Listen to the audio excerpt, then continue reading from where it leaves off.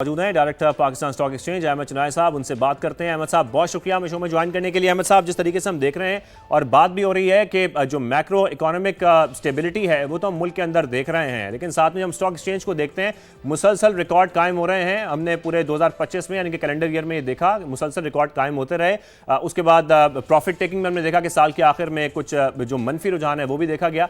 लेकिन आप क्या समझते हैं कि ये सिर्फ स्पेकुलेशन है या वाकई सरमायाकारों का जो एतमाद है वो बहाल हो रहा है? बिस्मिल्लाहिर्रहमानिर्रहीम, बहुत बहुत शुक्रिया। देखिए, पाकिस्तान स्टॉक मार्केट जो है वो पिछले साल 1 जनवरी को तकरीबन 1,15,000 पॉइंट पे थी। आज इस साल 1 जनवरी को हम तकरीबन 1,75,000 पॉइंट पे खड़े हुए हैं। देखिए, बाय एंड लार्ज मैं ये समझता हूँ कि पाकिस्तान की स्टॉक मार्केट की जो तरक्की है उसकी बहुत सारी वजूहत हैं। सबसे पहली वजह तो मैं ये कहूँगा कि मुल्क के अंदर जो इकनॉमिक इस्लाहात हुई हैं वो इस बेहतर अंदाज में हुई हैं कि लोगों को एक ट्रस्ट लेवल, कॉन्फिडेंस लेवल, जो लोकल इन्वेस्टर था उसको भी आया, जो फॉरेन इन्वेस्टर था उसको भी आया। और ये जो ट्रस्ट लेवल है, ये कॉन्फिडेंस लेवल है, ये मैं समझता हूँ कि इंतहाई अहम था। इसके बाद लोगों ने पाकिस्तान स्टॉक एक्सचेंज में इन्वेस्टमेंट करना शुरू किया और पाकिस्तान स्टॉक एक्सचेंज में इन्वेस्टमेंट करके जैसे जैसे उनका रेवेन्यू बढ़ता गया, उनका दिल खुलता गया और बहुत सारे लोग इस मैदान में आए। अब एक साल के अंदर 50,000 से ज़ायद इन्वेस्टर्स का आ जाना, यूआईएन नंबर्स का आ जाना, वो एक बहुत बड़ी बात है कि हम पिछले 50 साल में 3.25 लाख, 4.25 लाख के करीब पहुँचे और आज 4.25 लाख के करीब पहुँच गए हैं। तो ये इस बात का मुंह बोलता समर है। दूसरी सबसे बड़ी वजह यह है कि हमारा जो इंटरेस्ट रेट था वो 22% पे पहुंच गया था। 22% से नीचे वो 10.5% पर आया। तो इस सफ़र के अंदर 22% जो है वो लोगों के लिए ज़्यादा अट्रैक्टिव था कि लोग जो हैं वो सिक्योरिटीज़ में चले जाएं।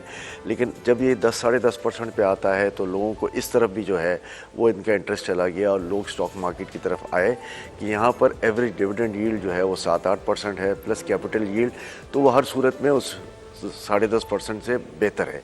इसके बाद जो सबसे बड़ी बात मैं और समझता हूँ कि SIFC ने इंडस्ट्रियल कंसर्न्स के लिए चीज़ों को आसान करना शुरू किया। आज हमें कोई इशू है तो वन विंडो ऑपरेशन जो है वो SIFC के ज़रिए हल हो जाता है।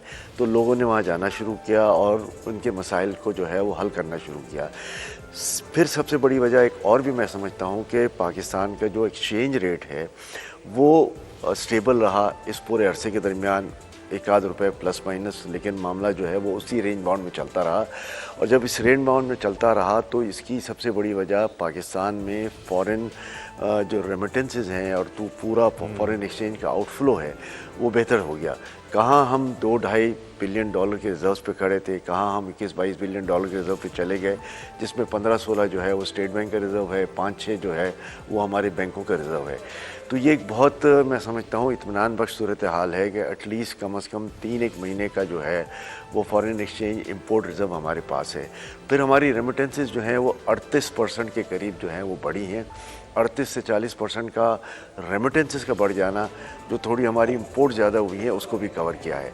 तो स्टॉक एक्सचेंज के फिर जब हम पी रेशो पे आते हैं तो हमारा पी रेशो जो है वो 3-4 पर आ गया था, जो आज 5-6 की तक चला गया है।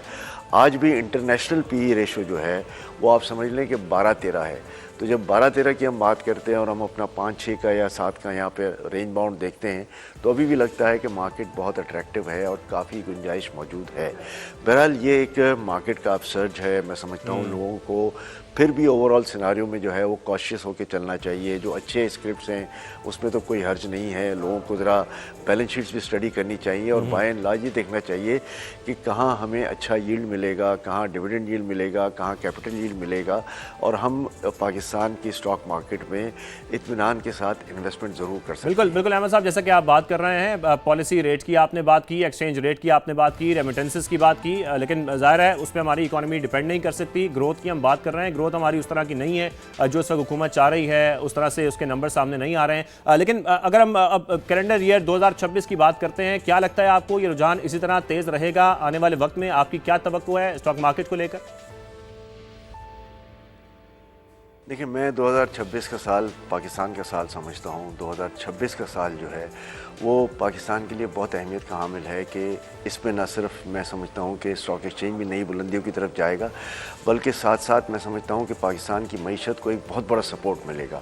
आज जो हम ये समझते हैं कि पाकिस्तान की मईशत जो है वो कहाँ जा रही है, तो मैं ये समझता हूँ कि पाकिस्तान की मईशत जो है वो तरक्की की नई बुनियादों, नई बुलंदियों की तरफ जा रही है। ये तरक्की की नई बुलंदियाँ जो हैं, ये जो 2-3 साल से इकनॉमिक इस्लाहात हो रही हैं, इन इस्लाहात के अंदर जो है वो एक बहुत बड़ा पॉजिटिव स्टेप आ रहा है, और इस पॉजिटिव स्टेप का जो समर है वो हमें अब 2026 में मिलेगा।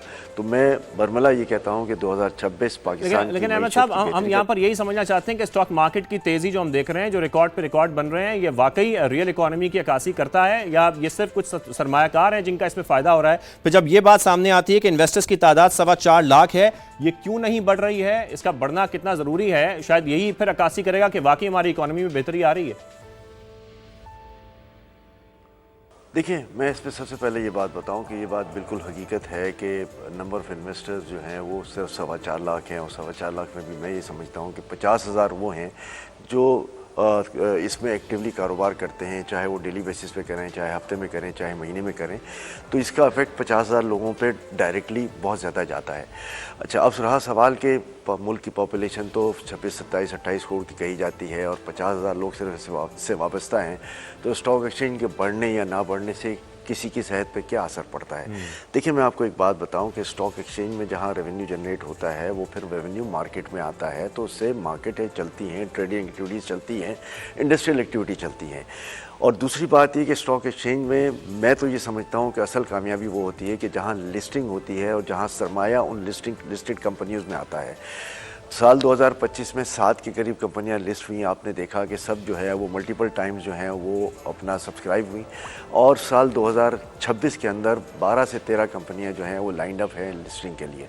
मैं ये समझता हूँ ज़ाती तौर पे कि जब ये कंपनियां लिस्टिंग पे आती हैं और हमें जो है वो इसमें सरमाया आता है और वो सरमाया कंपनियों में जाता है, तो इंडस्ट्रियल एक्टिविटीज़ जो हैं वो बढ़ती हैं। स्टॉक एक्सचेंज से आम आदमी को फ़ायदा जब भी होता है जब ये लिस्टिंग ज़्यादा आती हैं, और लिस्टिंग अगर ज़्यादा आ रही हैं तो इससे क्या मतलब है कि वो कैपिटल जो है उसका इन्फ्लक्स जो है वो कंपनी में आ रहा है, और कंपनी जो है वो इससे अपनी इंडस्ट्री की कैपेसिटी को बढ़ा रही है। जब इंडस्ट्री की कैपेसिटी बढ़ती है और वो फाइनेंस वहाँ अवेलेबल होता है, तो ज़ाहिर है फिर एक रोज़गार के मौके फराहम होते हैं, मुल्क में ट्रेडिंग एक्टिविटी चलती है, और स्टॉक एक्सचेंज का सबसे बड़ा फ़ायदा आम आदमी को उसी वक्त होता है।